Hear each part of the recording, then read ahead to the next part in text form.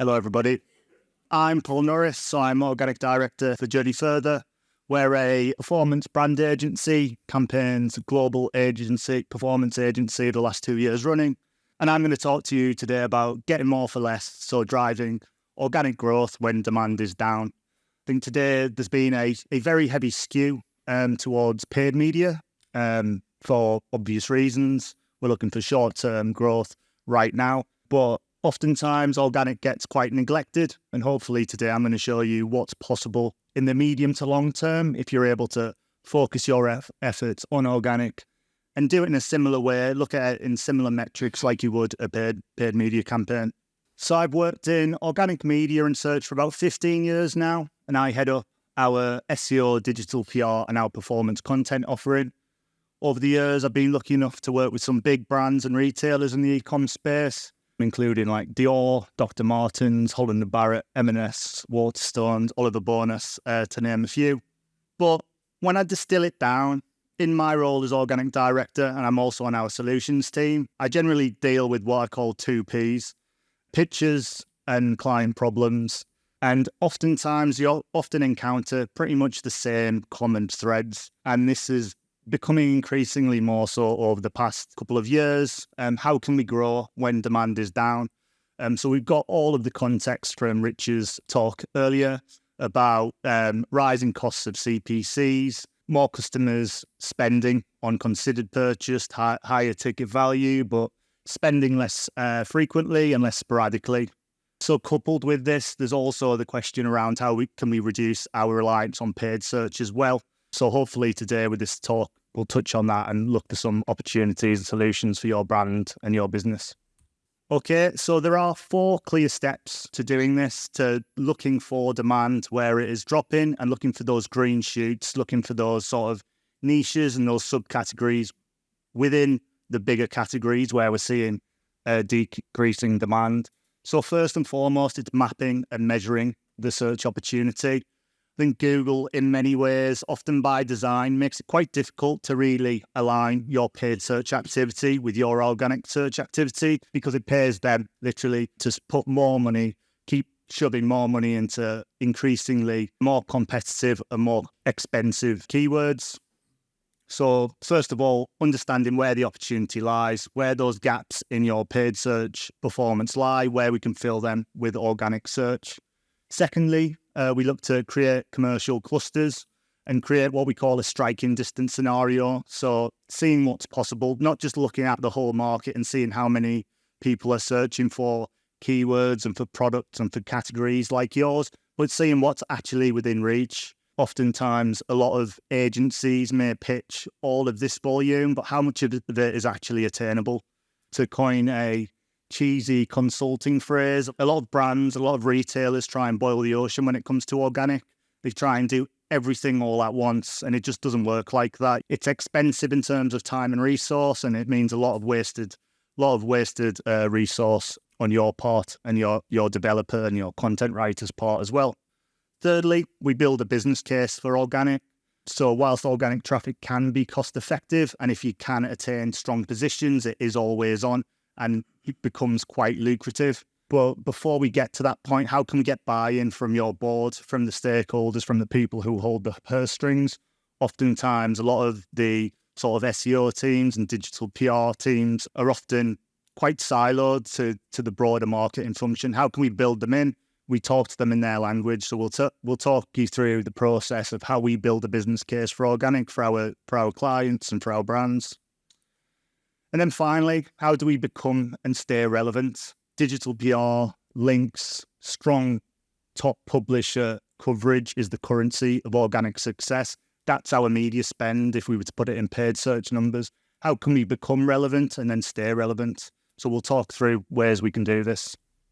So zooming out, I like to sort of simplify that holistic search view in this way. So on the right, if we can imagine here, this is our organic search then. So these are terms where we're ranking, but we're not bidding on from a paid search opportunity.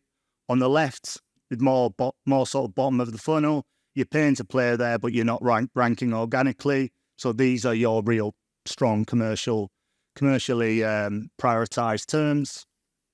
In the middle is that sort of sweet spot. That's that organic and paid commercial cluster. So they're terms where you are ranking and it makes sense to pay for them. They drive return, and we can quantify that because we got the paid search data. And then out here, we've got that unknown, and there are constantly new terms being searched for, different sort of growing long tail and that ever-expanding messy middle. Got a few cool tools that allow us to sort of really explore this area, pick up those new terms, and be able to really activate in areas that are a lot less competitive, but can be equally lucrative as well. So first, how do we map and measure the opportunity? It still blows my mind how many brands and retailers don't have a combined search query report where you can see where you rank from an organic point of view, but also see the value from a paid search point of view as well. A lot of since not provided a long time ago now, we can't at an organic level see exactly which terms convert and at what value, at what level.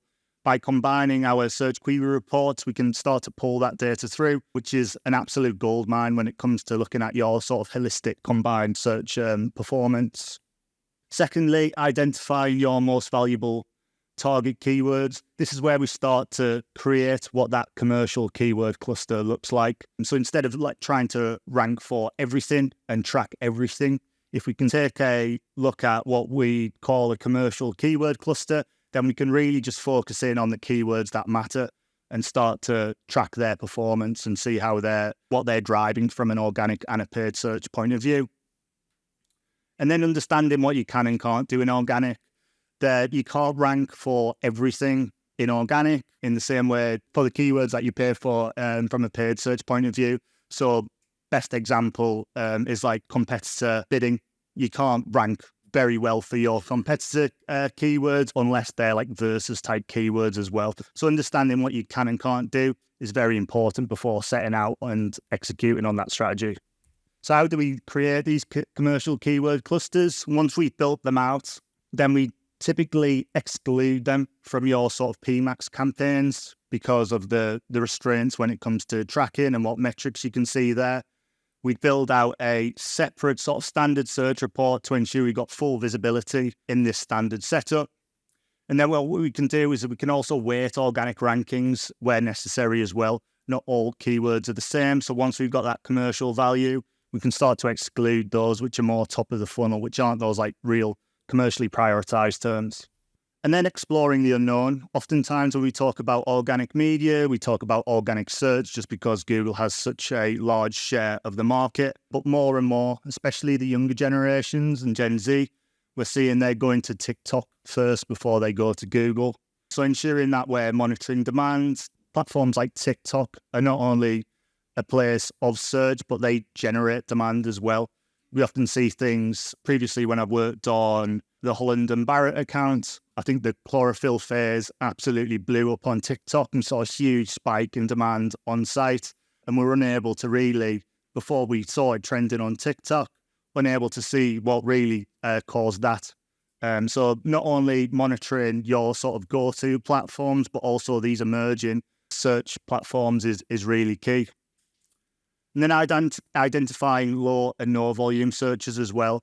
The messy middle is constantly growing. So yeah, having a sort of your finger on the pulse, using tools such as TikTok Trend Monitor, which we built, and a couple of other tools, which I'll move on to a little later, really helps you sort of identify trends early, quickly, and then you can jump on them ahead of your competitors. And then also using DSAs from a paid search point of view, they're an absolute goldmine from a keyword research point of view as well. They're like little keyword scouts that constantly dynamically change and can find, and you get that conversion data and those conversion metrics that you don't get from an organic search point of view. So once we've got our keywords, we've built out that combined search query report, what we then do is look at what's possible. So we call this building out a striking distance scenario. So if you see this sort of like purple bar chart, that's existing traffic based on our current non-brand rankings on a monthly basis. This sort of cyan green color is what we could drive if we were able to increase average rank by 6 positions. So that allows us to really sort of show what's possible from an average rank point of view. So we're not just saying, look, there's loads of volume over here, let's go after it. We can build in a realistic ranking improvement that we'd expect to see over a 3 to 6 month period with an organic search program. And then we can overlay that commercial data to see what this could drive from an ROI and revenue perspective. So when we're thinking about when demand is decreasing, we can find where demand is growing, these green pockets, and we can build out this sort of short to medium term sort of mini forecast. So then once we've got what's possible, how do we build a business case for it? So here at Journey Further, we use a PIE, prioritization framework, which means where we rank everything on a scale of 1 to 10 based on potential, impact, and ease. So we take all of your audits, your opportunity analysis, we'd feed it through to this prioritization framework, and then we can overlay your commercial data as well to ultimately get a revenue per activity stream or sort of a group. We typically chunk activity streams depending on the way that the client's development framework works or their pipeline. It's easier to get a few things in rather than single tasks. So yeah, this is an example for one of our clients. This is all dummy data. So we're not sharing anything that's privy. But ultimately, we take a sort of huge, quite boring but comprehensive tech audit, if it is tech, and then work that through on a PIE, through our PIE framework, and then ultimately label it with what that'll do from a revenue, traffic, and conversion uplift point of view. So that's looking at more of the tech and content side of things. But from a digital PR point of view, how do we stop ourselves from not just being a flash in the pan or a one-hit wonder? How do we continue to stay relevant? I think we work with a lot of brands and we pitch to a lot of brands that sort of expect to rank first, second, or third without continuing to stay relevant with high authority, highly relevant backlinks. And the key is you've got to treat it as if they were music charts. You can't just stay number 1, number 2, number 3. You need to be constantly improving, constantly iterating. Why? Because we know that if you can drive relevant links into relevant areas on the site, it'll improve relevant rankings. So this is just a overview of one of our clients where we've started a digital PR campaign. We're making those on-site changes that we've proved through our building our business case. And then once that campaign starts flying, we start to see that sort of performance trend up as a result. Moving on to a couple of our tools, we know that people are very predictable. So what we typically do, especially for a brand such as Laredo, they've got tons of different categories, tons of different SKUs and subcategories. So there's an awful lot of sort of seasonality, peaking and troughing throughout the year. So we build out a category demand tracker, which allows us to see live month to month when demand is peaking and troughing. So if an area or a product set or a category is declining month to month, what this allows us to do is see where those green shoots are, see what categories are growing, where we're driving revenue, and then we can pivot our strategy and start to build in areas where demand is growing.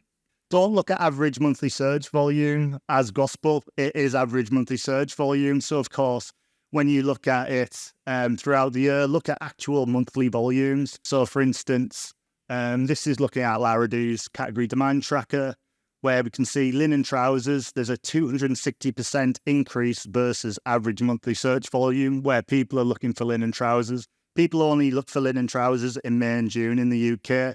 So don't let that much lower average monthly search volume put you off. Build your campaigns and build your areas of focus in 3-month blocks so you can properly plan for peak. We've got a one search tool, which allows us to look and identify where people are searching for your product. So for instance, this search term houseplants, although the vast majority of the search, the majority of the search happens on Google, actually there are more searchers looking for video content on YouTube.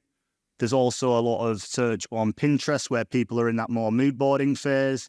And then there's volume around TikTok as well. So don't just think Google first, have a look, use tools like this to see actually where people are searching. You'll often be quite surprised where people search and what sort of format they like to consume their content in. We've also got a tool called Pulse, which pulls this data from Google Trends on a real-time basis. So we're not just looking at previous years, because oftentimes we've been caught out these last 2 years. A lot of brands and retailers have been caught out these last 2 years looking at previous years' demand to plan campaigns around. Oftentimes we found that that's not the wisest thing, just because of the sort of situation we're in. So this allows us to see where demand is on a sort of day-to-day basis even. And then, as I mentioned, staying relevant, think of Google rankings as a music chart instead of a directory. Your spot must be earned, it's not given. You don't need to outspend your competitors, but you do need to be more relevant. We often say it takes authority to compete, it takes relevance to win. That's becoming more and more the case. And relevancy applies to your audience, your content, your coverage, and your timing as well. So this is an example for an insurance brand we worked with. The lighter blue is SEO clicks. The darker blue is PPC clicks. And what we did, we built a commercial cluster where we really honed in at the keywords that matter to them. Where do we need to focus our organic efforts? And what we were able to do by increasing our average rank, we didn't want to pull back our paid spend because it was working. Anything over a 90% impression share didn't provide greater returns. But what we were able to do is drive incremental value despite demand staying the same through organic. So we were able to maintain similar spends, but increase our profitability and return on ROI by 59% by just increasing our average rank through organic means. So looking at it from a sort of holistic search point of view really, really does pay dividends, but it isn't overnight. It takes 3 to 6 months to really start to drive these sorts of levels of growth. So yeah, key takeaways: map and measure the search opportunity, see what's possible, and build those commercial clusters and those striking distance scenarios to see where that most immediate growth lies. Then your job isn't done. You need to get buy-in. So build that business case for SEO, assign costs and values to stream of activities because you can prove it can grow over time. And finally, do digital PR properly. That's your currency. That's your media spend. Get more for less by being more relevant.